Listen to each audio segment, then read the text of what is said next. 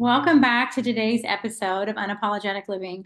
I have just recently have been highlighting more scoliosis warriors, and I'm excited to have um, Dr. Beth today. She is a doctor of physical therapy. She owns creator of Strengthen Spine, and she too is a scoliosis warrior goddess. And so I'm excited to share space with her. Welcome. Thank you for coming. Thank you for having me.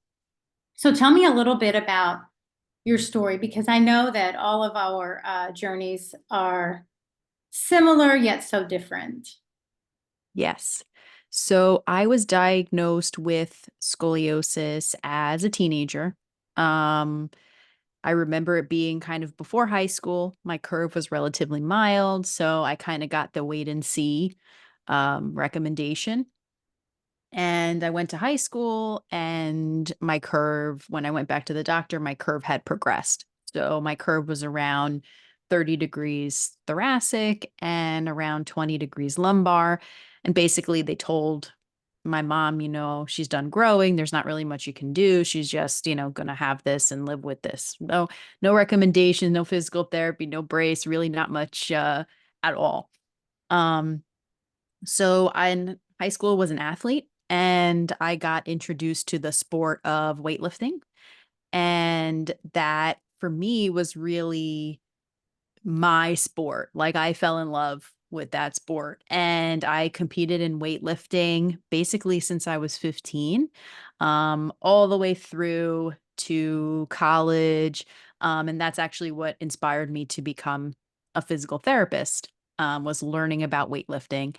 And it's funny because when I got to physical therapy school, my professors were like, "Oh my gosh, why are you lifting weights? You have scoliosis. That's not good for people who have scoliosis." And I was like, "Well, that's interesting because I've been doing this now for 10 years and haven't had any issue with it." So, um, kind of got me more interested in the scoliosis world.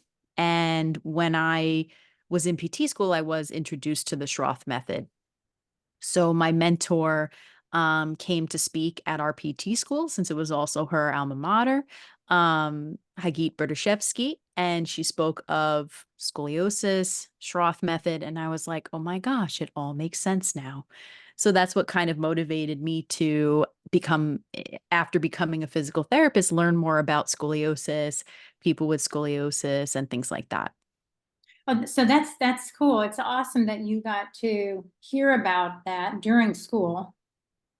I know my Schroth PT here, I think he was just general PT until both daughters, right? Something usually Yes. inspires someone to take a deeper dive into something, and you having your own experience. So when you say weightlifting, I mean, were you talking about CrossFit, Olympic weights, or just sort of that resistance training with weights? Yeah, so I competed in the Olympic style of weightlifting. I still Okay. do compete in the Olympic style. So I do the lifts that, Olympic Games are coming up, depending on when this comes out. But when you watch the Olympic Games and you see weightlifting, that is a sport that I compete in and started competing in at that point. Since then, I've competed in many different types of strength exercise. So I've also competed in powerlifting, which is similar, but just has different lifts that are performed for that. But weightlifting has always been my main event. So then when you're working with clients as a physical therapist, do you also train them? Do you also? Yes. Yes.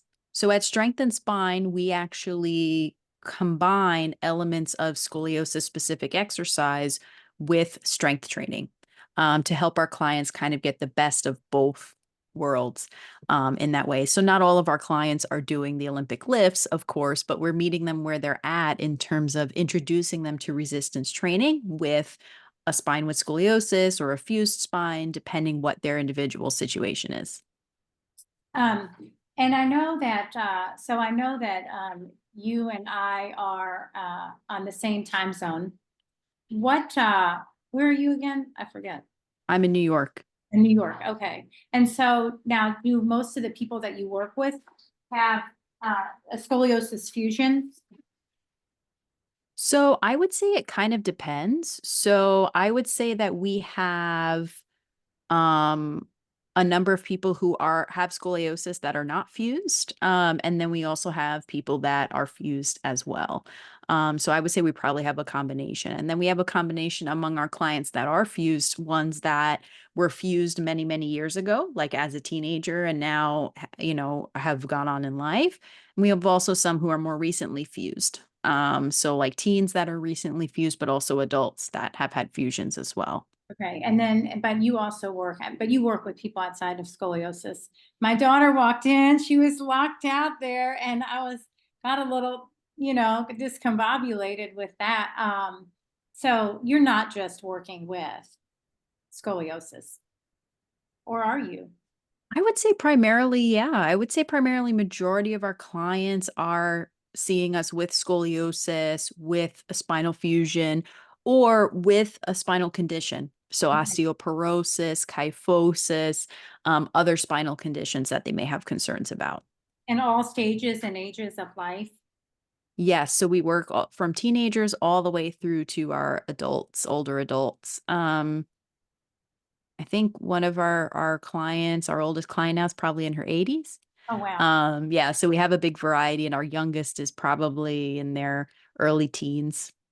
So we have a big variety. And so the goal with, obviously there's going to be different goals with different ages, all right, different during different ages. And 80, I would, what would you say? And I think you're not necessarily, or maybe you are corrective. The Schroth is corrective somewhat.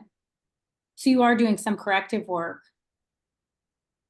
It but it kind of depends, yeah. but it's a little bit more challenging, right? The older one gets to correct or Yes. So there's an element as we get older of stiffness that occurs in our curves. And there's an element of also when you're a teen and you're still growing, we can make more correction because we can have an impact on the growing process. So we can have an impact on how the spine is growing because we do think that scoliosis is an imbalance in the growth of the spine initially, and then the curve develops and kind of can progress from there. As an adult, the growth and the shape of our bones is more set in stone. So where we work on is more the postural aspect of our scoliosis. So we do have some flexibility in our curves that we're able to improve our curves to a smaller extent as an adult because we can work on the postural aspect, how the muscles are holding, um, you know, the curve in alignment and how we can access and work on that. so what sorts of things did you experience pain when you had your scoliosis? Or was it something that, yeah, I know you said they found it in your early teen years, maybe before high school, I think you mentioned. Do you remember having pain, or was it through that one bend over the Adams test that you uh, first became aware? Yeah. I don't remember having any pain as a teenager. And I would say that's one of the challenges with us getting early diagnosis on our teens is often teens don't have a lot of pain with their scoliosis until maybe it starts to progress to a point where they're having more issues with the muscle imbalance. So no, I don't remember having really pain with my scoliosis as a teen. My pediatrician diagnosed me, and I don't remember if it was something that my mom mentioned to them because my mom was a phys ed teacher. So I don't know if she noticed something off about my posture or it was just the pediatrician noticed it. I'm not sure. And then what about family members? Do you have family members like past? Because I know sometimes, I don't know. I know, they diagnose mine as idiopathic for unknown cause, yet my mother does have it and my great aunt. My sisters don't, my kids don't. So I feel lucky, that my kids didn't have it. Although I don't, I was reading something today about, do you consider a spinal fusion or this a disability? I feel very lucky that, it doesn't seem to have interfered that much with my life. I feel like my spinal fusion went well. I haven't had any real trouble with it since, other than some pain in my left hip flexor. You know, I don't know, I was like 17. My fusion was at 12. I'm 46, so it's 34-year-old fusion. And that's the only time I really recall having pain. I didn't have any pain before, but I know that it can kind of run in families, but then also it doesn't. Yeah, so we do think there is a genetic component. We're not 100% sure whether certain people have some gene and it gets turned on, or if it's a series of multiple genes. They've done a lot of research looking at, okay, can we look for particular genes that predict scoliosis? Right now, I don't think they're at that point yet. What they're looking at more now are the proteins that the body produces from the genes and seeing, okay, if you're producing this certain protein, does it mean that you develop scoliosis? So we do think there is a genetic component. In terms of my own history, I'm not sure. Because I don't know the exact history of my grandparents. I know that my grandmothers did have some degree of spinal conditions. I definitely think that they had elements of kyphosis, and potentially scoliosis. My sister has a mild curve, very mild, that wasn't diagnosed because it was never looked into for her. So yeah, I think that we still don't know for sure. We can never say like, "Oh, if you have scoliosis, your child will have or won't have." There's still too many variables for us to know for sure. So, and I don't, I'm curious because I asked my physical therapist this, and it was the first I'd heard of it. So I saw a nurse who does biofeedback, and she's, golly, have you heard of the miasms? No. Okay, well, I better, before I go telling you what it is, it's, if I can send you some information, but because it's sort of these things that can be passed down. I haven't found anybody to confirm this. Okay. Um, okay. It's a homeopathic thing. Uh, and it's the theory of miasms is the most intriguing part of our science and is an area where there's much misunderstanding, criticism, and controversy. So essentially, when I saw her, uh, this is,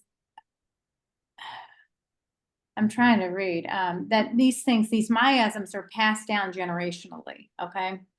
And that the miasm that she said I had was the tuberculosis miasm, the TB miasm. I don't know if your family's had tuberculosis, like further back, but she said that, and you can find it on PubMed, but that there is something called extrapulmonary tuberculosis. So instead of TB affecting the lungs, it creates deformities of the spine. And so that this TB can be passed down from generation to generation. And I mean, it's really almost hard to consider, but when she said this, my great grandfather had TB and died at 42 and was in and out of the Waverly Sanatorium here in Louisville, Kentucky. And so I thought, well, maybe it's a possibility because he would come home still maybe having a little bit of TB and being at home around them. My great aunt, thing is it jumped to my mom through my grandmother. So that's where it gets a little weird. It's like, okay, my great aunt has it. I'm through my mother and my grandmother, yet I don't know. It's just interesting. I didn't know if you'd heard of it because he was like, I'll look into it. Interesting, but had never heard of this particular theory. And I don't know if there's any real truth to it. But it's definitely something I've thought about since she said it. It seems like a fascinating idea, theory anyway. Yeah. Yeah, I think a lot of times we have to look at, is this a correlation or is this a causation, right? Yeah. So is it a potential that, okay, we're seeing some relationship between these things? and not necessarily it's a causative relationship, right? And that can be a little bit harder to establish as a piece. And I know that with scoliosis, because it's idiopathic, I think people are always kind of looking for like that root cause. Like, what is that root cause? What is that initial factor? I think in the research community right now, we do think that it starts as a bone condition first. Now, there's still some debate on that. Um, some people believe that it starts in the muscular system first, but I haven't heard anything in terms of the lungs or TB condition. So I'm not sure on that. Yeah, it was definitely the first time I'd ever heard anything about it. I was like, oh, Yeah. it sounds, uh, plausible when I looked up extrapulmonary tuberculosis on PubMed. She says there's studies and it does show and demonstrate that spinal deformities can be caused by extra, but most MDs aren't going to diagnose, extrapulmonary TB because they think of TB as affecting the lungs, whereas TB, could affect other parts of the body. I definitely found it interesting. So what would you say, some of like maybe two or three of the biggest obstacles your client base or even you have faced, on your scoliosis journey? Yeah, I think one of the big ones that especially our clients face, I face, is access to care. Mm. So I think that it is difficult to find a provider that understands scoliosis, has scoliosis experience, has training to work with people who have scoliosis. Most general physical therapists don't have a lot of training in working with people who have scoliosis. They have a very basic understanding of the condition. So there are physical therapists like myself who go for additional training to understand a bit more of the mechanics and the specialized exercises for scoliosis. But even many of the people that we speak to, they have trouble even finding a doctor that gives them information about what to do about their scoliosis or will order an x-ray for them. So I think that's definitely a hurdle for many people. I think another hurdle is pain and, trying to, when you have scoliosis and pain, trying to find, okay, what is the driver or what is the cause of this pain? And we know that pain is very multifactorial and of course can depend on many things even outside of the structural system of scoliosis. Our emotions and our brain can also influence our pain as well. So I would say those are two big things. I think the third thing is finding routines, finding exercise programs that work for them. Many of our clients with scoliosis, they may try to do a traditional fitness routine, whether that's Pilates or yoga or, some sort of resistance training, and they run into issues because they feel like maybe they're not using their muscles evenly, or they're not using they're not using their strength in a balanced way. So running into more injury risk, let's say, for that reason. So I would say those are a few of the big barriers that I notice. I'm saying more for adults with scoliosis. I would say for teens with scoliosis is finding adequate care as well, like finding the right recommendations, finding where to get the right brace, finding where to get the right um, prognosis and treatment is very difficult for them as well. Yeah, I know so it was in another episode, I was like trying to think about why I even found my Schroth guy. And it was I had herniated 3 discs in my neck last summer. So I was seeing another guy and he really helped me up here. But then my friend learned to run and then I had some stuff going on with tennis elbow. And one gal who specialized in the hand, she said she felt like it was coming from this right shoulder. And this is the right shoulder that, my butterfly wing. And I was like, Daryl is fantastic. But, if there's somebody here who focuses specifically on understanding scoliosis, it made sense for me to switch. And I think that was really valuable.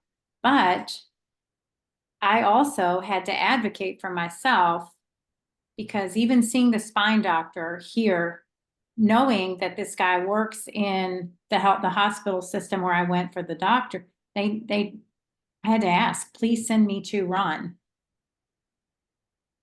Otherwise, they were going to send me to anybody, but there's two people here, only two. Maybe there's four, but there's two that work with adults. That's it. And, so much comes down to really looking, right, and doing your own research and finding. And I really think social media, that's how I found all of these other programs. And I mean, I'm 46 and just found out about Schroth. And then I found, what is it, Scolio Pilates. And here I've been doing all of these things, training, which in hindsight, little injuries in my mid back, I wouldn't even say injuries, but these hiccups that I get after certain practices, either going too hard or one too many planks, right? And not listening and just barreling through. It's just changed the way I exercise actually altogether. Yeah. And learning to listen to my body and understanding, oh, this actually could have more to do with my back than I ever really thought. And he has this picture, I don't know, it might be you. I don't know if it was you, but she's lifting a kettlebell up above her head. There's a bell curve on it. Mhm. And, you see her in incorrect form, right? With the kettlebell above her head. And then you see her get everything in alignment. So, if I'm just still doing the same things, I'm strengthening incorrect form. Yeah. And this is a big thing we work with our clients on because even if they're just doing traditional strength training, many people are not aware of how their scoliosis affects their alignment and affects their posture and affects their muscle balance. So often they're leaning into their curves or their like you said, like the form of the exercise is not very good because they're losing that stability of their curve and kind of cheating with their scoliosis pattern in a way. So that's a big thing that we teach our clients is, okay, yes, you can do all these workout routines, but how can we modify them to make them in a way that they're also going to benefit your scoliosis and give you more balance of your curve? Yeah, and I think that's what's, and I'm still learning some of those things. I don't necessarily, so much. I'm just working to hold what he's asking me to hold, and then just do something small while maintaining, and that's so much work. Yes. I mean, it's so much harder than so many of the other things I've done.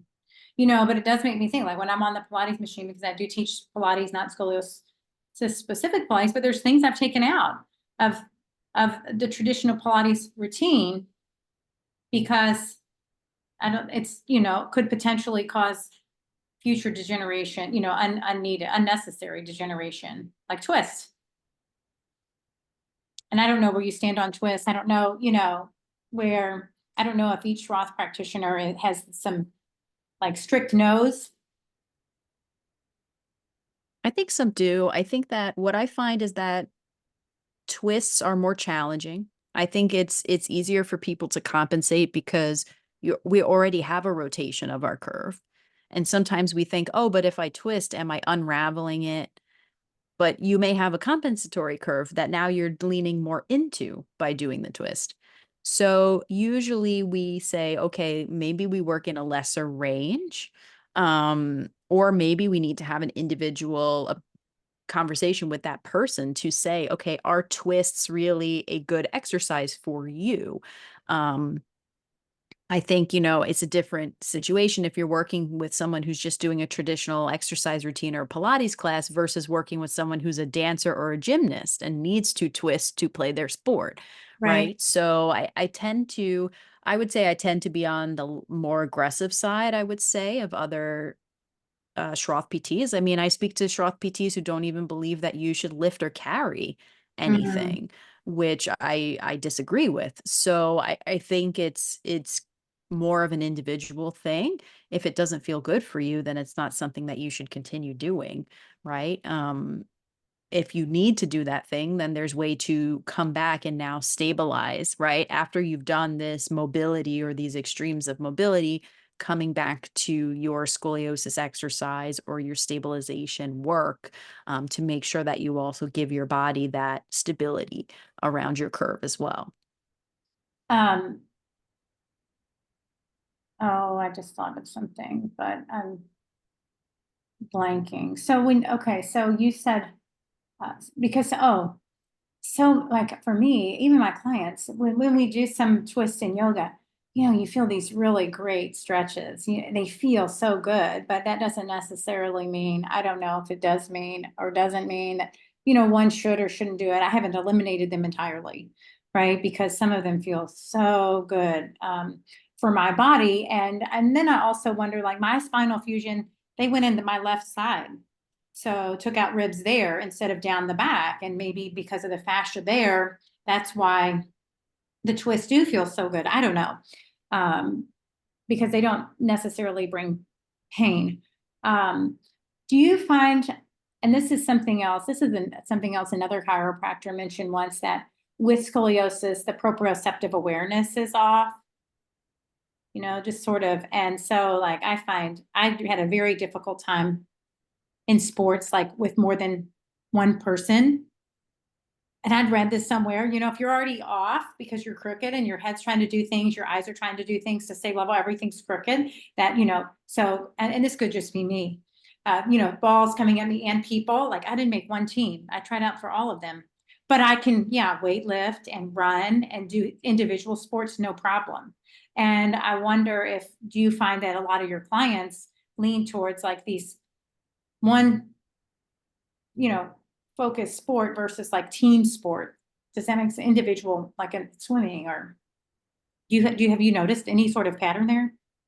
Yeah, I think the research does tell us that there is a relationship between scoliosis and the proprioceptive system, right? So, understanding where your body is in space and how to manage that, that is something that we do see. People with scoliosis do tend to have challenges with that as well.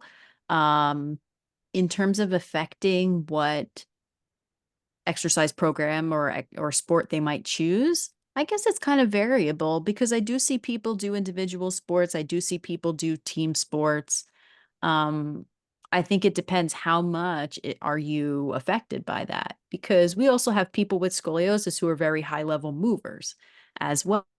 So they're dancers or they have a very exact knowledge of where their body is in space. But yeah, I think it can vary among people, but we do see that relationship. Yeah, I wondered. So I know you you coach or train online, right? You do some online things. I know you had a free sort of challenge a few weeks ago, I think. Um, Yes. and then you see people in person as well. Here and there, here Here. and there. Truly, our online program has become our big focus recently. We do sometimes have in-person events. So we will have in-person event coming up in London later this year. So that is one that we do have coming up. And when you're online, is that something, is it a monthly, is it a weekly, is it structured? How does one find that or learn more about that particular program? Yeah, so we have two options in terms of our coaching. We have our group coaching program that runs a few times per year, and that's a 12-week program for people with scoliosis, spinal fusions, other spinal conditions. And then we also work with clients one on one. So, someone who might need a little bit more customized routine or something a little bit more individualized, we do work with people one on one to teach them very specifically their individual curve, their specific exercises, and help walk them through that process, depending on what their fitness goals are as well. Okay, and then where can people find you? Yeah. So, people can find us on Instagram at Strength and Spine, our website, strengthandspine.com. You can join us in our Facebook group, which is the Scoliosis Strength Community. If you go to our website, we have plenty of free resources as well as on our Instagram. And then if you're interested in one of our coaching programs, you feel free to DM us at any time or send us a message from our website. We're happy to help you kind of figure out where you think you need to go, depending on where you're at right now, or answer any questions. You can usually direct you to a blog or a post that has some information on whatever question that you have. And then when someone comes to you, do you look at their x-ray? Do you request Yes. that? Yeah.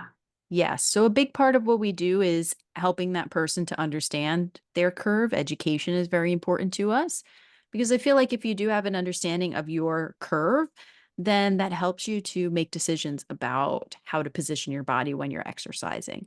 So we do go over our clients' x-rays with them, as well as help them analyze it.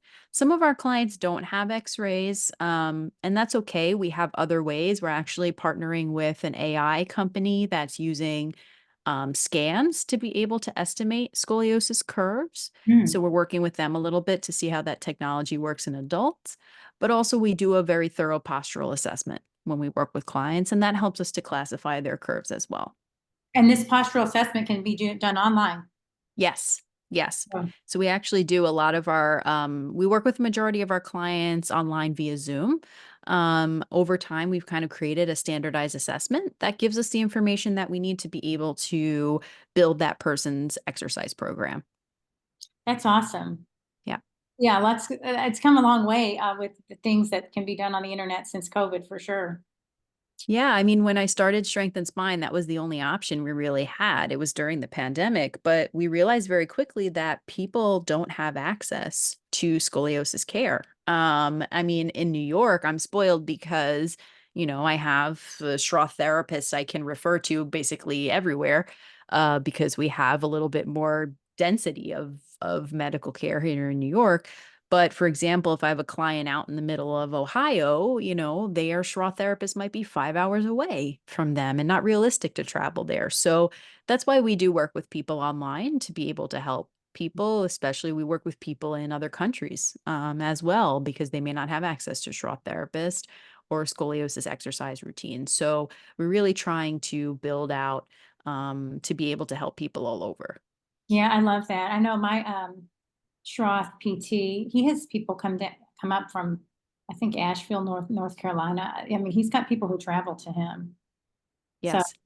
and I just feel grateful that he's here, and that I found him at 46 because I mean, things have shifted so much even in the last 6 months for me, just the way I do things. Yes. So, I'm training for longevity, Yes.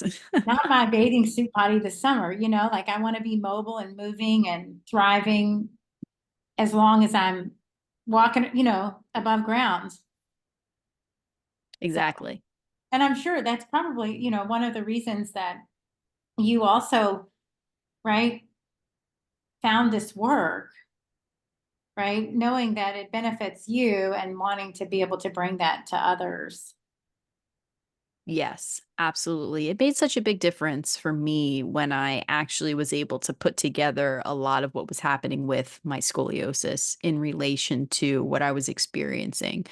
It really opened up a lot for me in terms of understanding, oh, okay, here's really where I need to focus in terms of my accessory work, in terms of how I'm preparing my body to exercise and things like that. Because before that, I was trying to just apply all the general ideas and not really getting anywhere with it. So when I had a little bit more understanding of how to apply those principles from the scoliosis point of view, it made a big difference for me. Yeah, I bet. Yeah. Well, I am so glad you're out there doing this work and reaching people all over the world. Thank you so much for joining me, Beth. And make sure you all find her work at strengthandspine.com. The Facebook group is called, what is it called? Scoliosis Strength Community. Okay, Scoliosis Strength Community on Facebook, and then on Instagram, Strength and Spine. Yes. Yeah. Yeah, that's where I found her. So make sure you all go find her there. Thank you so much for joining me. You're welcome. Thank you for having me. Yeah, keep on keeping on.